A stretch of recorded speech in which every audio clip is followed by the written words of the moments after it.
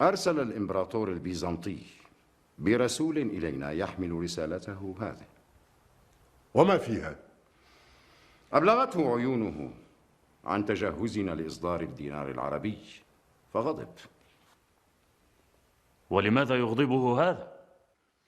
يغضبه أن نتحرر من هيمنة الدراهم البيزنطية والتحول عنها إلى عملتنا.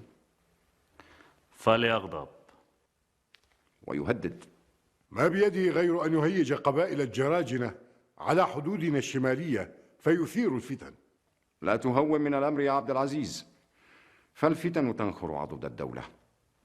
معذرة يا أمير المؤمنين، ولكن أما كان يجدر بالجيش الذي سار إلى الحجاز لقتال ابن الزبير أن يسير بدلا من ذلك إلى القسطنطينية لدفع أذى الروم عنا؟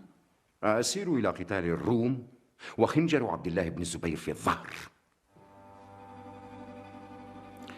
لو سرنا لقتال أعداء العرب والمسلمين لكان سيف ابن الزبير معنا. أنت حسن الظن كثير الوثوق بابن الزبير. بل أنا حسن الظن كثير الوثوق بكل عربي وكل مسلم إن كانت حربنا ضد أعداء العرب والإسلام.